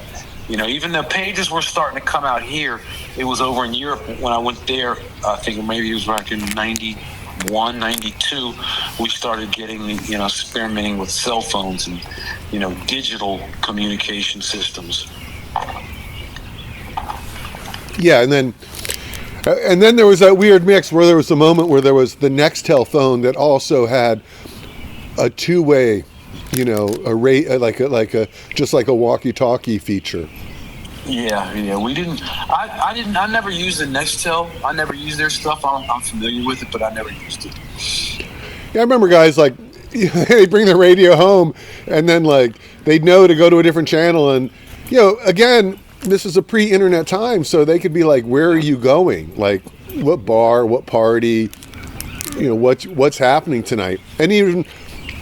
As I never understood really the value of the pager until I was like in a crowded club and another, messenger sent me a page like, "Yo, let's get out," or something like that. Like I was like, "Oh, I get it. It's loud. Like now I get this message and now we can just communicate." And so it was funny how like, the messenger tools of the trade would roll over into social life. Yeah, definitely. I think I had written something about that, how the things that we were using just for daily work, now have just become like everyday standard, everyday, stuff people use every day in their lives, No, I mean, there was a transition. A lot of people talk and they laugh, and they laugh that you wouldn't think that like the fax machine would have been a killer, but the fax machine, like the technology moved fast, but there was like nothing, and then all of a sudden it moved real fast. But these little increments just took a huge bite out of the delivery culture. And the fax machine, yeah, you could send a note across town, but you could also send a note internationally. Yeah. It's because a lot of the messenger was the concept of the original. When it became PDF, messengers, there was congressional courier, but many couriers would have to go to either the governmental printing office or the Senate or House document rooms, and they would go, and there would be a day where there would be a bill or a law, whatever, released, and every messenger that day, and there was a 1 per hour release per person. So, I got banned because I would try and pick up multiples. I would grab tourists and say, "Go in there, grab HR 1021 for me," and they grab in, and they were on to me like these people. They'd ask the tourists like, "Why do you want this?" So like, "Oh, some guy in the hallway asked me to get it for him." Yeah. And so I got banned. But yeah, I just wanted to be able to pick up multiple, and I could say to my firm like, "Do we have any other people?" Yeah, I got 5 of these, release. Work, give me that work. And that's another thing that kind of reminds me of like what was a big conversation back in the day as well, where DC, we were couriers. We weren't messengers. New York City, cities like New York had messengers, where messengers were carrying deliveries that had to be delivered in a very short time frame, half hour, 45 minutes, something like that. So you could not have more than 1 or 2 messages on board, 3 or 4. Where couriers, we had a much longer delivery window, maybe 2 hours, maybe that same day delivery. So then we would have multiples. We'd have, you pick up multiples, 30, 40, 50 pieces sometimes, and if you're working, your dispatcher, you might have anywhere from, 10, 20 pieces in your bag, throughout the day. And that was another thing about back then about what's the difference between a courier company and a messenger company, That's the first time I've heard this rectangles and squares, track, bike, fixed gear breakdown to the terminology messenger and courier. Like normally I thought that there was only like food delivery and then messenger and courier. I thought they were synonyms. Well, yeah, a lot of people would use those interchangeably, and in fact, I still use the term interchangeably, but technically, back in the day when we were on the streets, before, like when we were still, before the digital time, technically when we were just moving nothing but paper, it would be some of these guys were working for companies where, we've got half an hour delivery time. So the rider can only have 3 to 4 deliveries at one time. Well, he's a messenger. He's delivering quick messages. Messages need to be delivered quickly. Where couriers are moving paper, their deliveries have to be done within 2 hours, maybe 4, 5, 6 hours, So you can load them up, you can give him 20 things to deliver. He'll just get them all done by the end of the day. Where messengers, their stuff is a lot quicker. Now, they might make the same amount of money, but it's still a different style of delivery working. You know what I mean? Of messengering. So I always thought, and dispatching and everything changed over time, but I always thought that, a company would do its work and the dispatchers would choose who they would send. Sometimes it would be to reward, sometimes it might be to screw, other times, a job, maybe it's a filing, that there could be a responsibility. Like not every bicycle messenger would be entrusted to every job because they couldn't be trusted. Like some of these documents are highly valuable, and if you were to go and get a filing and there have to be stamps on several pages, this was like a pre-posted era. They didn't secretaries didn't post everything. Sometimes you would want to assist to make sure that the clerk hit each page like they were supposed to. Right. And so there was, a wiliness, a problem-solving ability. The messenger would have to know a little bit about having gone to that government building and, even knowing what entrance. Like you said, you could go into any building. We think about all these buildings on Pennsylvania Avenue, Department of Commerce, you might go into the 1099B at one corner, but you could have drops at some random other office. And if you went into the wrong entrance, you could hallways, dude. You walk hallways, a city block of hallways. Around the whole block and showed up on the other side, and went in there would have been quicker. Exactly. So you would have to learn, and the same thing. We would memorize the House and Senate office buildings. Russell, Dirksen, Hart, and you would have to have an idea of where in the building that room number would be, so that you could efficiently enter and access the building and take the stairs or elevator, but not have to walk a city block of hallways. Yeah, exactly. And but it was interesting, to migrate the halls, and if you wanted to, and I did, you could just explore. I have been all over the Capitol building in a pre-9/11 era, downstairs, at the flag room, and they just had, the temptations, the notions of a caper, and I'm not a thief, but, I love the idea of a caper, and all kind of little nooks and crannies and little passageways in the Capitol that nobody will ever see them. But I remember when we were couriers, you could just kind of wander. You could wander a little bit and explore.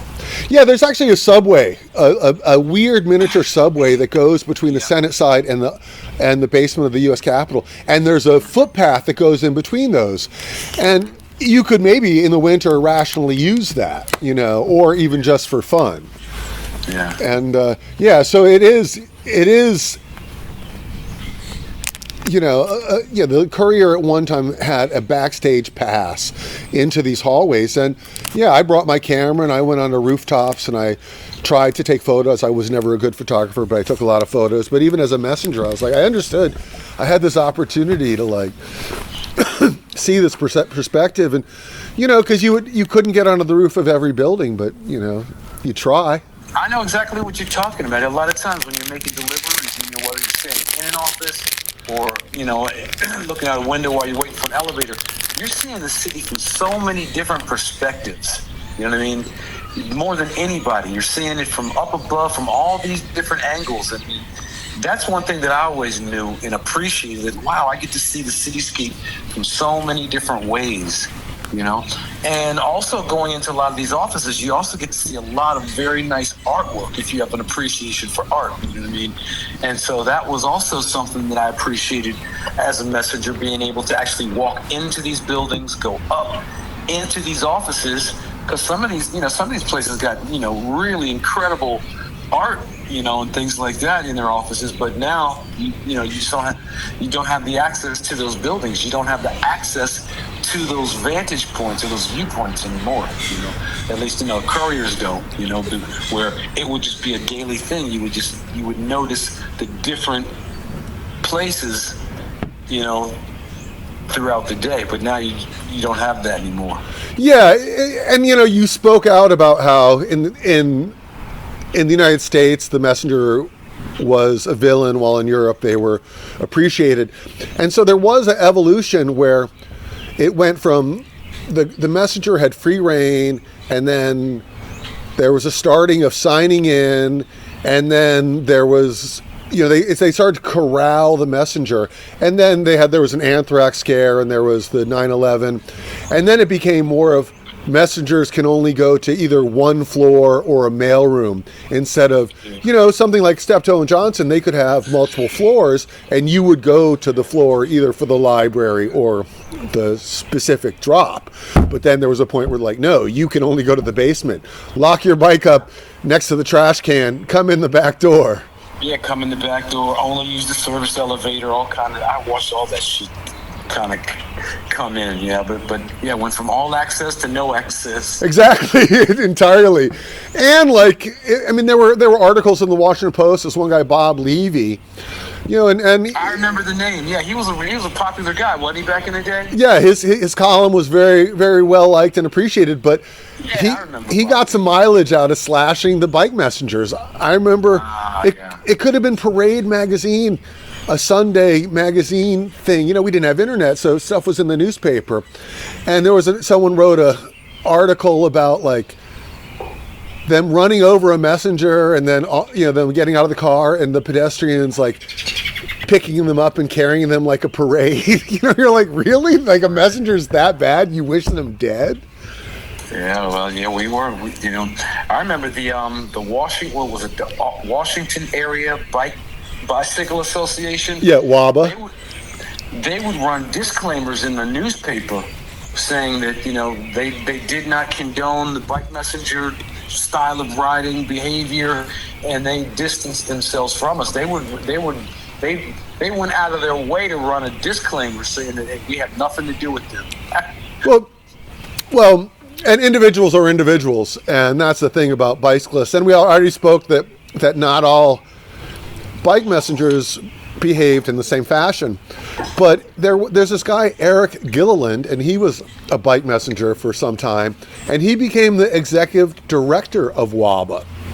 Uh-huh. So, not that they never had a pro-messenger stance, but right. While Eric was the executive director, when WABA hosted events, he enlisted a lot of messenger volunteers, and they probably helped with the planning of bike rides or bike events. You could do a ride, let's say Bike DC. It later became that they would be run by a promotion company, but in the early days it was run by WABA, and so the volunteers could be Charlie from City Bikes, and then Scrooge might be doing mobile mechanic work. Sheba Farron may be in charge of all of the marshals, and you just see these bodies of bike messengers, maybe Kim Reynolds or Sean Smith, as volunteers. You know, people are nuanced. They're not all villains. These are people volunteering, giving up their personal time so that the community can do this bicycle event. And they were also thoughtful people. You know, Sheba Farron Scrooge worked to unionize DC bike messengers because the 1099 employee, not only is it unfair wage-wise, but to be an independent contractor and not have health insurance, especially in a dangerous job like bike messengers. Yeah. So these are complicated people. They're people, you know, to be respected and revered because they are as diverse as any community. Sure, exactly. And the fact is, a lot of the larger population is so willing to dismiss the couriers, you know what I mean, that they don't realize that, you know, they're a legitimate demographic that have the right to have all those other protections in place. And it just seems like the couriers have to fight for that, and very few of them are willing to step up and go to the extreme of Sheba and Scrooge. Yeah, because, well, most couriers were fighting for the right to party. Right. And to be a messenger and to unionize, it might have required a buy-in and a sacrifice. And I don't know what that is. I'm not a union organizer, but right. But it's more than just showing up throwing bottles. Yeah, exactly. Throwing bottles and shit. Or yeah, exactly. But it's an interesting thing because, you know, a lot of these key players, you know, there's a guy, Andy Zalen, his name, you know, Sean Bega. These people were messengers, company owners.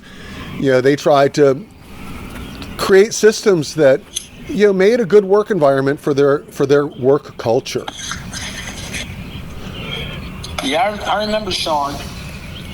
I met him I saw him in Copenhagen, 2012.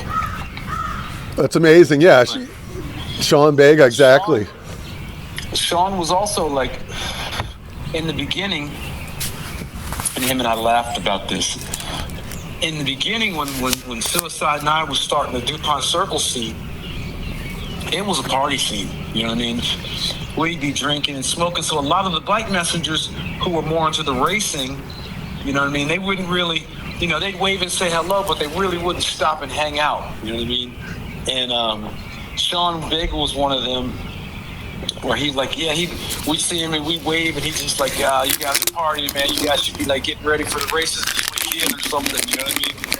And but then eventually, you know, he became this big, you know, larger than life character in the bike messenger community. You know what I mean? And it just seemed like he was, his causes were not just cycling racing, but also he brought that over, you know, and incorporated the messenger community into all of that. No, and he legitimized, you know, Sheba Farron, who was a bicycle messenger, and she won World Bikes Messenger Championships, but she was a Cat 1 road racer. She was maybe a pro road racer. I don't know her history. I mean, she's my friend, but I don't have her race resume. But, you know, so Sean Bega, he's a complex guy, but he was the coach and the organizer of a women's racing team. And, you know, he was a mechanic. You know, my brother's time trial bike was built and fit by Sean Bega. His overlap, and he was the founder and promoter of the RFK Crit. Alley Cat, of course, he hosted many Alley Cats. He volunteered at all sorts of Alley Cats. He had his hand in the mix in a lot of stuff bike. Yeah. And people loved him, and he was grumpy as hell, and they still loved him. Yeah. Yeah. And he died tragically. That's just a perfect example of what it really takes, you know what I mean, to really move things. I think his thing is he's an individual, and he got things done. He had ideas, and he pursued them, and he followed through with them. And yeah, but it's a sad story that someone could survive, you know, decade plus of life as a bike messenger and get hit and killed on a training ride on their road bike.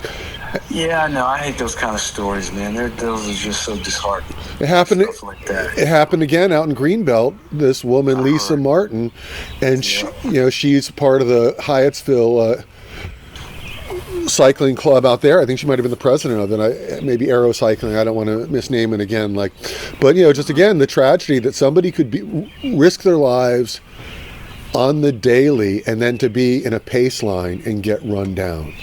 It's just, that's why the Peloton Zwift is so popular. Mm-hmm. People don't want to, they don't want to put their life at risk for, 2 to 3 hours a day. Yeah, I became a spinning instructor back in, I think, around in the 90s, early 90s, mid 90s, yeah. And that was in Berlin? No, I was actually here in Florida. I came back to Europe. I came back to the States to visit my mom and my grandmother. I think I came back to spend maybe a couple of months or something like that. And I joined a fitness center around the corner, and there was a spinning room there. And I'm like, what the hell is all of this? And then there was a spinning class, and I was like, no way. And then I did the classes, and I was like, oh no, I like this. So then I became an instructor. I got certified as a spinning instructor. And and then I started doing trainings in the here in the States.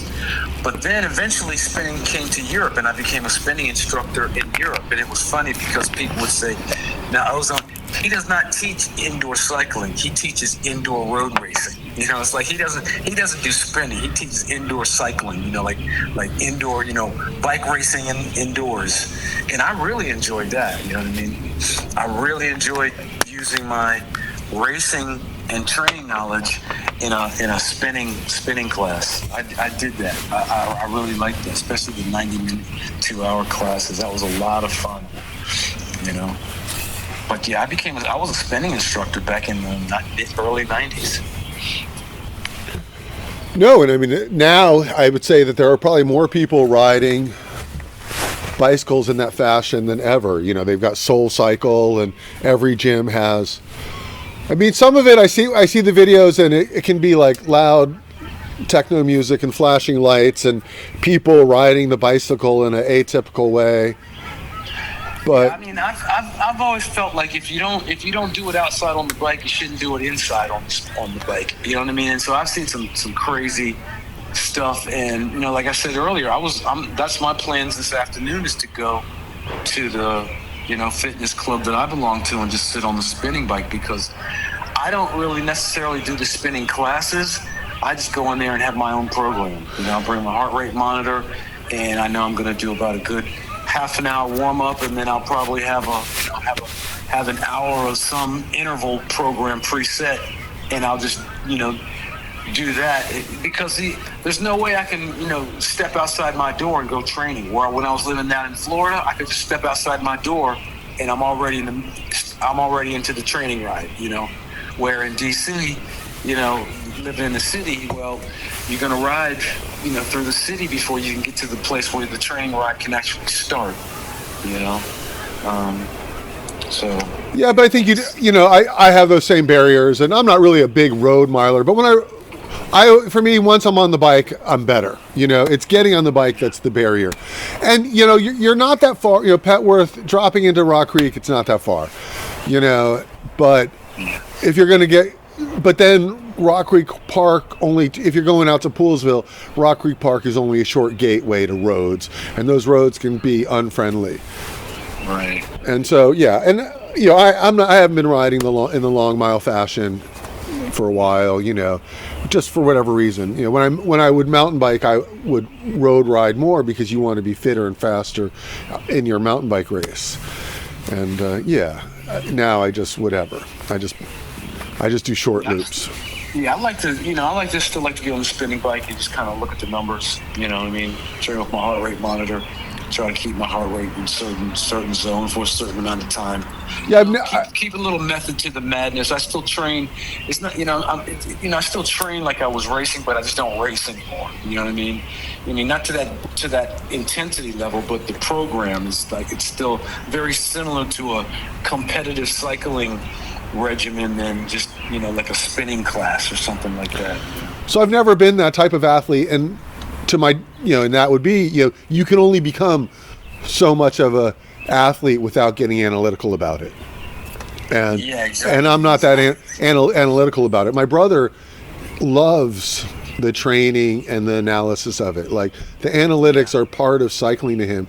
To me, you know, I do Strava because I like to look at the map. Like, oh, look at the drawing, you know, look where I went. Yeah. You know, I mean, don't get me wrong. I mean, I do comparisons against myself and my peers. You know, my mountain bike team, we're all, you know, everyone who's on Strava, I go to the drop down menu and I select DCMTB. And if I've been on a mountain bike trail, I can see how my times are comparing to people that I know are not, you know, I get to see who's significantly faster than me, and I get to see people in my range. I go, oh, my fitness isn't that off. I'm on par with so-and-so and so. Oh, look at that guy. They're doing really great, you know. But it's, you know, I don't really get, like, I'm not out chasing comms or anything like that. Yeah. So, yeah, I don't do that. I'm just, like I said, I use the Polar heart rate monitor. I like the diagnostics with the maps and all of that kind of stuff, but I'm more into like the tachometer, basically. I just want to know what my heart's doing during the training session, and, and just kind of orientate around whatever my numbers are, There was a messenger, I can picture him, but he was a New York messenger, I think, and I don't really want to say, but he did a photo project where he would go and ride a day of work with a messenger, and it was early in Strava, but he would use some sort of mapping. Could be Strava or Map My Ride, and then he would do this overlay photo of the lines on the map created that day and that person. Sort of like a document of, like, it tells a story of that messenger and a day in the life. Yeah. But not heavy on the analytics. I mean, now you could just put all the metadata in there with the push of a button. Really, you can see everything. Yeah. Everything. So, it's Friday, and I got to go walk my dogs. So I think I'm going to wind down the interview. Okay. But we need to get together, and we should go for a ride and see how things go. I've been doing this process where I use a Insta360 X5 camera and wireless mics, and I'm starting to learn like what camera positions work for different settings. I had one guy draft off me, but even if I set up, I think I can set it up for side by side would probably be the goal, and. We could just go for a ride in Rock Creek Park. And that'd be fine, like I said, and we can definitely meet. Like I said, you're welcome to come over to my place as well. Like I said, you can look through some photos that I have, or I can just show you what I'm not really a big photo person, keeping stuff, because I've never really kept anything that I don't mind leaving behind, being a traveler. You know what I mean? So I just don't have all the memorabilia and stuff like that, but the few little photos that I do have, they do go way back. You know what I mean? Yeah. How about digital? Do you have stuff that you could message me with, and I could post up for slideshow? I don't have anything digital, and right now I'm just kind of I'm trying to work on a website myself a little bit, like a historical website. You know what I mean? About the 7 years that it took for us to go international with the scene. So I'm just kind of really sorting through stuff as well, and I haven't really sat down to kind of map that out like I've wanted to, but I am going to get working on that sometime here soon. But yeah, definitely let's get together. Okay, here's my suggestion. Show you what I've got. So go online, go to Humanities DC. So I got a grant from Humanities DC to start this podcast. Okay. And so your story, your historical story, similar to my story, is a story that's interesting, worth documenting and telling, and maybe that is one place, but maybe a way to get that some momentum is to get a grant. Yes. You could try National Endowment of the Arts, but I gave you an example of somebody who I had gone to an event that they hosted on Bike Messengers. I was like, oh, they're already kind of in support of this idea. So maybe you could chase that line down. Yeah, I'd be interested in that. DC, what is it? I'll send you a link. It's Humanities DC. Yeah. Okay. Yeah, I was definitely interested in that because I've been thinking about that before. I was like, man, I wish I could find somebody to sponsor me enough time to just like sit down and just stay home and write for 3 months. You know what I mean? Something like that, you know. But yeah, I feel you. But yeah, please do, because I would definitely like to look into that and follow up with that, you know. But like I said too, you know, let's kind of stay in contact. Like I said, you're welcome to stop by and just look at the photos, and you can slide by here and look at the photos one day, and we can just like sit around and talk here. And how tall are you? Whatever you. I'm 5'10". Yeah. Okay. So yeah, you know, I've got a cross bike that would work for you. That you know, I could ride over, and you could throw your leg over that, and maybe we could go ride by. I mean, the funny thing is, we went to DuPont, and you're like, oh, we used to hang at DuPont, and then maybe. Yeah, because people didn't smoke in public back then like they do now, and people used to dip over to it was called the Church. It wasn't even quite Church Street, but it was a dilapidated, almost like ruins, one block of DuPont. I remember, yeah, we used to go there. I remember. I used to, But now it's all cleaned up and renovated. But it was literally like ruins in the city, like one block off DuPont. Yeah. And yeah, so the times have changed, you know.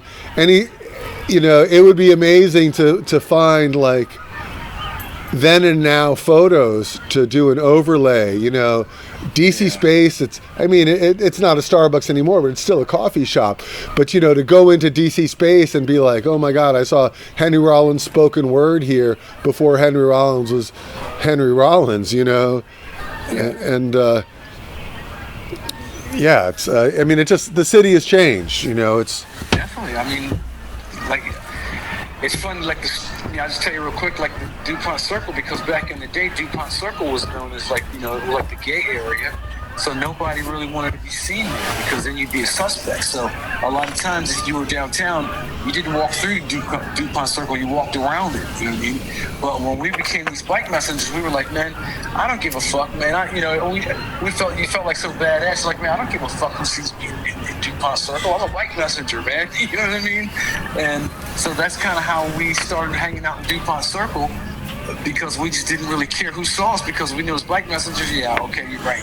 Well, people have always been hanging out in DuPont. There was a punk culture that congregated in DuPont. Sure. And shared, like, not the same, but there would be an overlap. Punk people became bike messengers, so you know, it's an interesting culture. There was a time when you talk about the 80s and the 90s.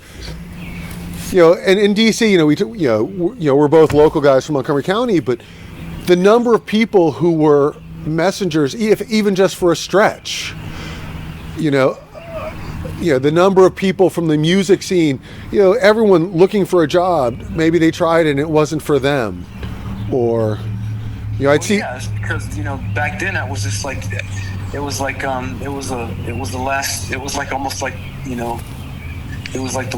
It was like, well, I mean, it was like right before the last hope. Well, it's just like, you had said, earlier in the conversation, you had mentioned, being under the radar. Yeah. So since it was a 1099, you're on your own situation and a pre-digital age, there were people who never filed taxes. I didn't. Yeah, there were guys. There were guys who didn't file taxes. No, but there were people who would get hit by a car, get a cast at GW with like a fake name and shit, and then take the cast off, a week or two later. The concept of existing and survival in that time is so different than now. Exactly. That was, man, back then. You could live this like kind of outlaw life in a way, you know what I mean? You could really kind of maneuver through in a way, Yeah, a room in a group house, could be, ranging depending how dilapidated, from $100 to just a couple $100. Yep. And yeah, so it was more affordable to live that bohemian lifestyle. And a lot of people were messengers for the lifestyle, and some people never cared about the lifestyle and just did it to make the money. Yeah, exactly. Some people just wanted to kind of live like the bohemian thing, and other people saw it as a way, like, this is a way to to make a quick buck, really, make some quick bucks. But at the same time, it was still a larger environment. It doesn't really cater to hunter-gatherers, though, at the same time. You know what I mean? It was like it was like you could still live as a hunter-gatherer long after that time period had moved on, in a way. Unfortunately, yeah. And yeah, it's interesting. I think that it's an industry, like you said, it still exists internationally. It's moved to mainly food delivery in DC, but I think it has the capacity, just as there was urban stems with flower delivery. Yeah. There are people that are doing pharmaceutical delivery, and I just think that if they just decided and said, no, people don't pick up their pharmaceuticals anymore, you call them in and they get delivered, and everything is delivered by bicycle car or e-bike, there could be a recreation of the bicycle delivery industry just from that facet of. But I think it makes sense because the amount of time that is wasted by a person going to the CVS or Walgreens, handing their script, sitting and waiting. Their car is taking up space in the parking lot. They get in their car, they drive, and when they could have just gone from doctor to home and then had it delivered, it's removal of energy and time, and people have more time for life while creating jobs, and we have to create jobs. Yeah, and if you, like you say, like with the prescriptions, you know what I'm saying? It's like if you found 5 other items in an urban environment that could move similar, that could similarly be convenient, move quick, you know what I'm saying, save time, save money, with, you know what I'm saying, then that's how you can really rejuvenate and revitalize that kind of business model. You know what I mean? If you can find one or two things, just like the prescriptions, that would make it worthwhile, I believe in that too. I believe there's some business model that's targeting some specific item or something that can be serviced by bicycle. Yeah, I think maybe mobile prostitution. Yeah, well, you could get on bicycle. It would have to be a tandem, and you drive around town. Like you might work in Amsterdam. Do a trial program in Amsterdam. Like it needs a catchy name. Right, and advertise on all the Airbnbs. Exactly, and exactly. And that's the thing, is someone has to think outside the box. And I think the problem is whatever is the next move, it's going to be e-bike. And I don't like to see, although I think there's a place for it, these tricycles and four-wheeled bicycles, just because they have pedals, it's a golf cart in the bike lane or on the sidewalk. But I do believe that, we were just talking about pharmacies, and the obvious is FedEx. Mm-hmm. And all of those envelopes, a messenger could put 40 in a bag, and instead of having a FedEx truck blocking the bike lane, double parked on a skinny road, if it was bicycle delivery, it would remove. It's unacceptable that these delivery vans are creating these obstacles all over the city. We have traffic because somebody needs something now. It doesn't, because it's someone's job, doesn't make it okay. Bike messengers ran red lights, but they knew it was not okay. The policeman pulled them over. You can't say like, oh, I'm doing my job. The policeman knows that you're a courier and you're running a red light. You run the red light with the hope you won't get caught or killed, but the delivery people of the modern times, just like Uber people, they feel an entitlement that is okay for them to park in the bike lane, but it's not. Yeah, exactly. And so I think an evolution for that would be to increase and bring delivery, and they could have these little hubs that fan out, like trucks drop off all of the local stuff at a hub, and then these delivery people pick up these bundles, and they go out and they fan out and they do these delivery bundles. You could even have walking messengers for city blocks. Someone could just be walking with a push cart. We don't need that truck blocking. You see them, they park and then they move one car, 5 cars forward and double park again. Already I get these emails that tell me what and has the pictures of the mail that's going to be delivered to me this coming week or what have you.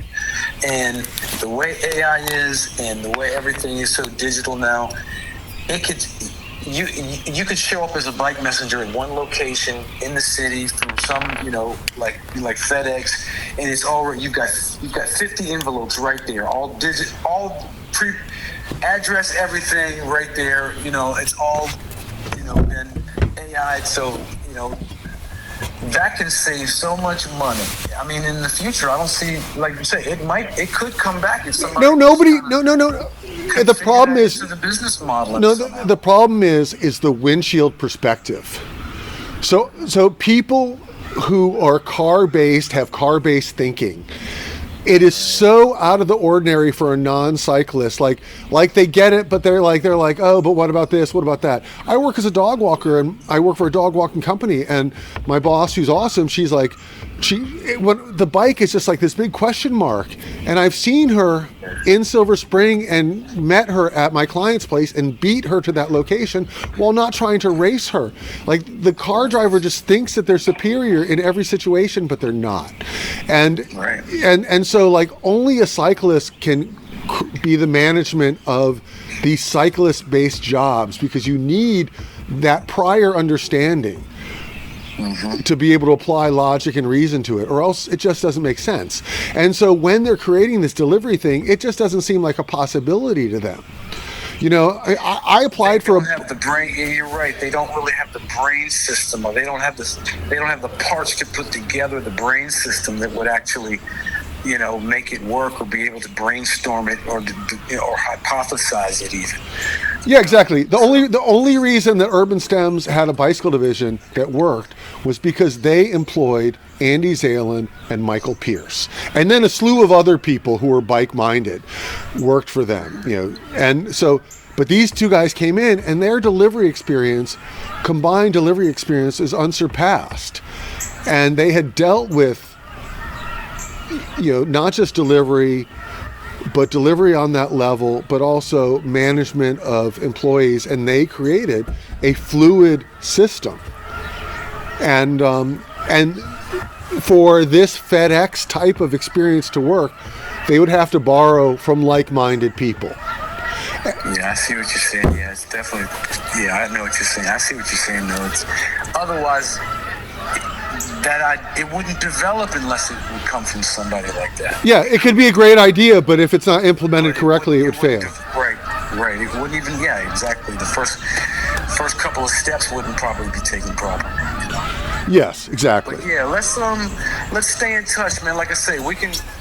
Now, like I say, now that the weather's behind me now, I feel a lot freer to move. Like, this is my first winter I've done in fucking 20 years. I was living in Florida for 20 years.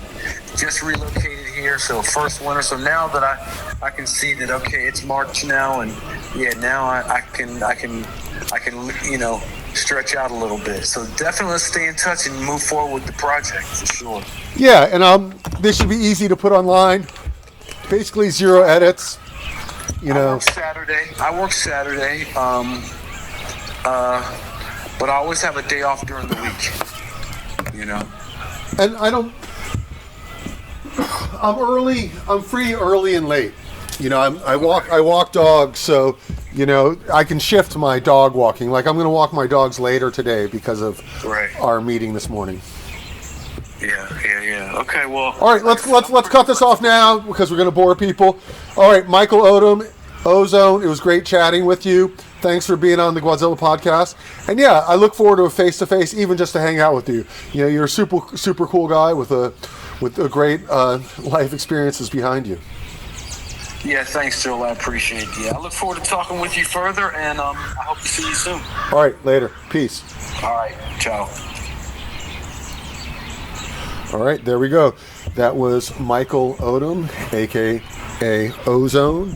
He was a DC bike messenger for a spell, then worked in Cleveland, and then moved to Berlin, which is fascinating, and worked and lived in Berlin for 14 years, and then came back to the States. And he's seen some amazing things. I'm going to try and see if I can collect some photos to go along with the stories. And I hope you enjoy the interview with Ozone.